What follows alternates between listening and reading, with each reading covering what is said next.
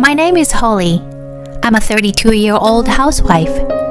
I have a family of 3. My husband Bruce and our 7-year-old daughter Daisy. My husband is a section manager at a securities firm. I used to be a hairdresser. My parents run a beauty salon, and I had planned to take over the business eventually. But life was going too fast with marriage and childbirth. I decided to delay taking over the family business for a while. I had no idea that I would find myself in the middle of a daytime soap opera. Please listen to the story of how I left my cheating husband. I met Bruce on a meeting app. From the beginning, I had a good impression of him as a kind and thoughtful person. At first, we only exchanged messages, but as we talked to each other about various matters, we fell in love and ended up getting married. However, there was a problem. From the beginning of our marriage, my husband did not help me with housework at all. I had hoped that this would change at some point, but there was no change at all. Still, as luck would have it, I soon became pregnant and had our baby girl, Daisy. Sure enough, my husband did not participate in raising our child. If I asked him to do anything, he would suddenly flip a switch and act like a jerk. I work hard to support the family. You were supposed to do everything around the house. Even if I ask him to do something very small, he can still destroy things if he is in a bad mood. In the end, I realized that it was impossible to ask for help, so I always did my best on my own. Furthermore, my husband's work suddenly became very busy when Daisy was getting to daycare. He was on more business trips and away from home even on weekends. Whenever he came home, he would often say, "I'm tired," and go straight to the bedroom. Even so, I thought I was taking care of everything at home for my busy husband. A day before my daughter's 5th birthday, I told my husband about the plan. "Bruce, tomorrow is Daisy's birthday, so let's all go out for dinner." Yeah, okay. My husband said yes, but he was somewhat preoccupied. Still, it's Daisy's birthday, so I guess it's all right. I made a reservation at a fancy restaurant in the neighborhood. I was a little concerned about whether it would be okay to use it to celebrate a kid's birthday, but they said yes. My daughter and I waited for my husband at the reserved time. The appointed time passed, and no matter how many minutes we waited, he did not show up. He might have been in an accident, so I called him. "Hello? Where are you?" My husband answered in a slightly angry voice. "What?" I am in the middle of an important meeting. I was a little surprised and complained to him in a grumpy voice. "I told you yesterday that today is Daisy's birthday." Then my husband suddenly became angry and said, "My current project is more important than Daisy's birthday. What the hell is wrong with you?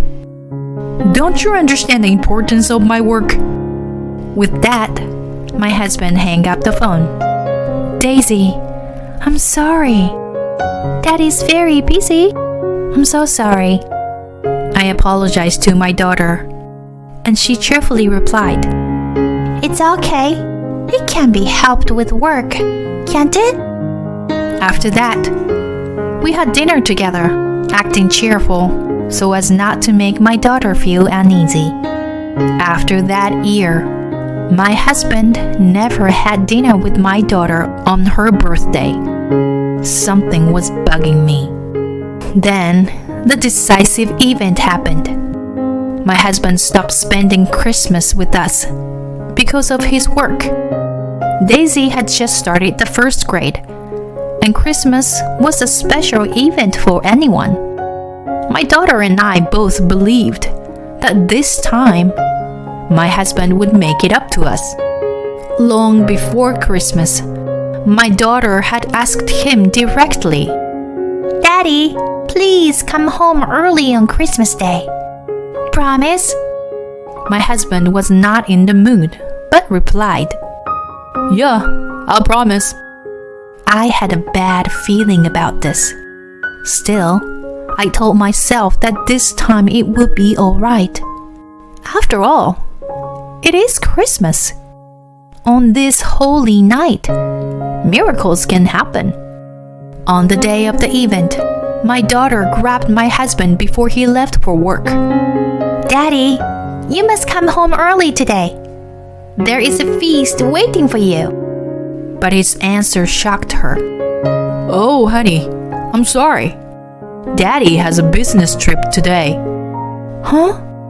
What? What did you just say? A business trip? To our astonishment, my husband replied coldly, "It was suddenly decided last night. Don't you realize the importance of the project I'm working on? I've had enough of this. Anyway, I gotta go." I sent him off in shock. To make matters worse, my daughter developed a fever that night. I called my husband out of concern. I kept calling and calling, but he never picked up the phone. I even felt like I was doing something wrong. I called his office instead, because I didn't know what else to do. "Your husband? Isn't he taking a day off today? Due to illness?" Huh? I can feel my head spinning. He said he was on a business trip. I took a few deep breaths in a desperate attempt to get a handle on my stirred up mind.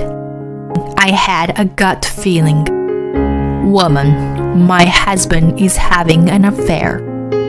That night, my daughter's fever was well under control by the time she went to bed. I was relieved she's better. My daughter was sleeping peacefully. I had a glass of wine alone in the daze. Before I knew it, tears were streaming down on my face. My husband heard my beloved daughter repeatedly. I need to be strong for my daughter.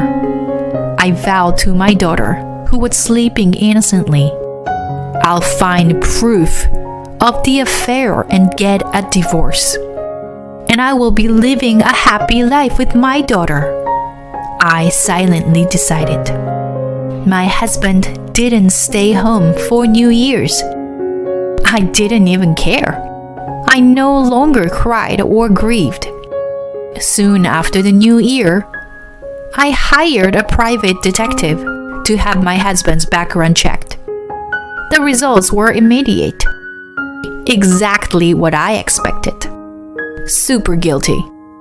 I checked the photo of them going in and out of hotels. Disgusting. They also showed me photos of them eating and talking together and making out in public. I asked them to identify the woman and her social networking sites. It turned out that the woman was a direct subordinate of my husband. Her name is Tess, and she is 27 years old. She seems like a woman who likes to show off quite a bit, and one of the deciding factors was her social media. My husband had been seen in her posts on the same day of my daughter's birthday, Christmas, and New Year's. June 7th, on a date with my boyfriend. December 24th, staying at the Ritz-Carlton with my boyfriend. December 31st, hoping to be happy with my boyfriend forever. They had been dating for nearly 3 years. I was getting angry at my husband for cheating on me and my daughter. At the same time, my love for my husband plummeted from 0 to negative. For a few months, after I found out that my husband was cheating on me, I kept my cool. and I carefully made a plan for the future. Divorce is a given, but don't think you can get away with it easily. I would suddenly disappear from my husband's life. Let's start with the house. The house we were renting was just up for renewal. I secretly ended the contract and gave my husband no home to return to. Next, we need to find a place to move to. When I told my parents what had happened, they graciously agreed to let me go back to their house. My parents originally wanted me to take over the beauty salon. They were rather happy that I was coming back. Once the decision to move back home was made, it was just a matter of what to do with my belongings. I'd like to move all my belongings in secret on the day of the move. I moved our belongings little by little to my parents' house while my husband was away. My husband has never been interested in me. He didn't seem to notice that my belongings were gradually decreasing. I also decided to sell the refrigerator and washing machine I bought when we first got married. However, I asked the mover to pick them up on the day we move out, because it would have been obvious because they are big. On the day of the move, my husband was on a business trip. I guess he was having a good time with his affair partner. He left the house in the morning in a good mood. I sent my daughter off to school and packed up my belongings.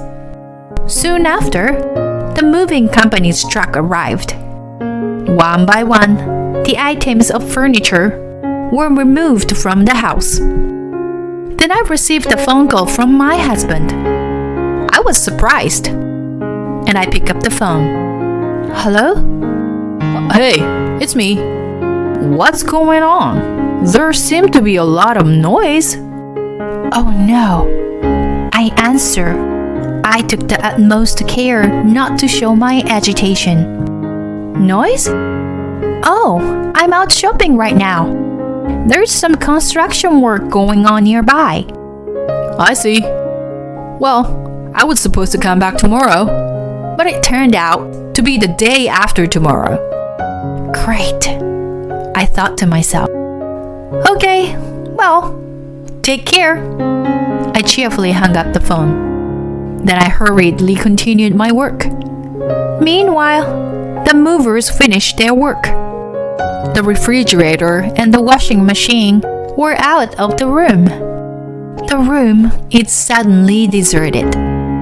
After sending off the truck, I put the last of the small amount of stuff in the car. Then I locked the door and left the house. I was a little nervous as I picked up my daughter from school. We sat in the car, talking quietly. Daddy and Mommy can't be together anymore. So I decided to take you to Grandma and Grandpa's house. Your home may be different from today, but we will still be your mom and dad. I love you, Daisy.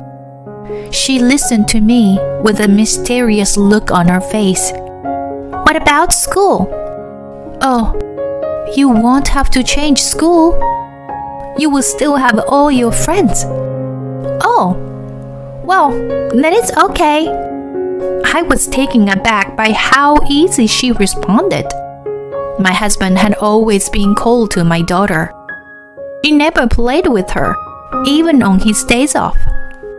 On birthdays and Christmas, we found ourselves alone. He was not only not fulfilling his role as a husband, but also as a father. Long before I decided to leave him, I already didn't need him. 2 nights later, my husband called me. What the hell? What's going on with the house? Well, I've canceled the contract. We don't need you or the house anymore.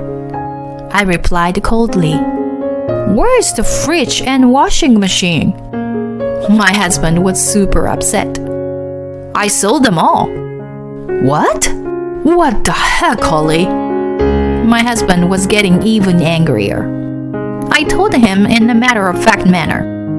Anyway, I'll be waiting for you in the conference room tomorrow. What do you mean? I've spoken to your boss about all of this. He said he will be happy to talk to you and your affair partner.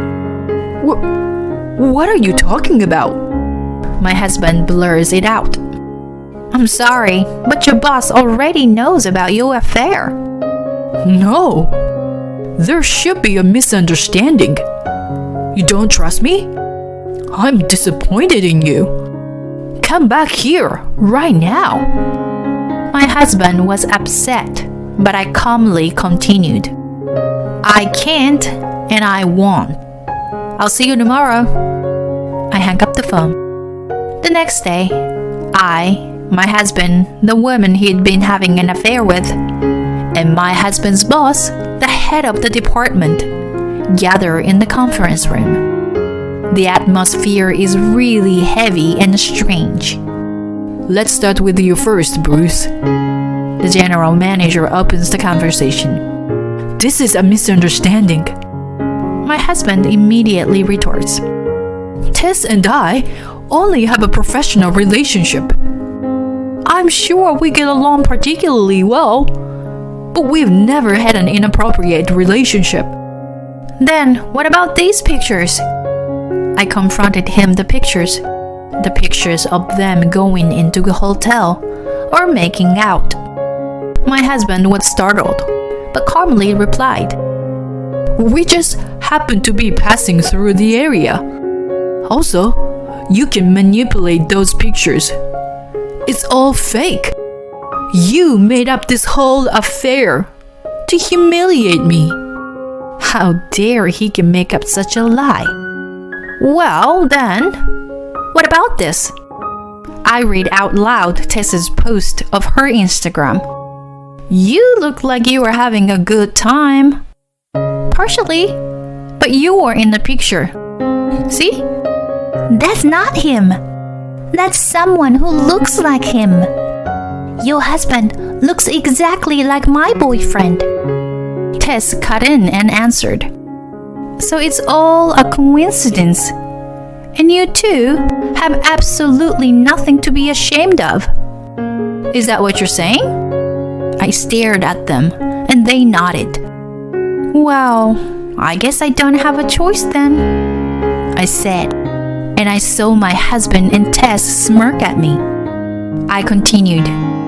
Now then, since you're here, I'd like to meet your boyfriend. I'd like to see your boyfriend who looks exactly like my husband. If you can get him to testify, I'll be satisfied as his wife. What? Tessa's voice trails off. You heard me? I'm asking you to get him over here, I said firmly. Her boyfriend is out of the country right now, so she can't bring him here. My husband starts defending her. Okay then, could you please show me the pictures of your boyfriend in your phone? I persisted. Tess started scrolling up and down with her cell phone. Preferably one in a suit with a large upper body. I was watching carefully. And then a few pictures came up. Photos of my husband in a suit. There! So, this is your boyfriend. My husband's look-alike. I asked quietly and she answered clearly. Yes, you're right. Can you do a close-up of the neck typing in this picture? Larger, a bit larger, please. Thank you. Wow, that typing. I gave it to my husband a long time ago. It has his name on it. You see? It's faintly reflected in the magnified letters. Are you still going to lie about it? I said, suppressing my anger. Oh, well, that's... Oh no, shoot. My husband's head down, looking pale. I said calmly to him, Please, contact this lawyer's office from now on. I put the business card on the law firm I had consulted beforehand on the desk. What the heck, Holly? My husband is stunned. I am divorcing you. My husband does not hide his upset at my clear statement. What? Divorce? What about Daisy? She's going to be in trouble if we divorced. No, she's not. She's gonna be totally fine. Daisy has already agreed to it, and I am going to raise her on my own. And then Tess, his affair partner, said the unthinkable. Yay! Now we can be together, Bruce. I know it's a little too late for that, but she confessed the truth in her own word. Tess, shut up! My husband yelled at her. I didn't realize you called each other by your first names at work. It's a friendly company, I told him sarcastically, and my husband insists. It's a misunderstanding. The photo is fake. Even the type-in was a coincidence. When my husband said that, Tess looked like she was about to cry. Why are you in such denial? You said you would marry me after you left your wife. What? No, I didn't say that. I interrupted him. No? You didn't say that?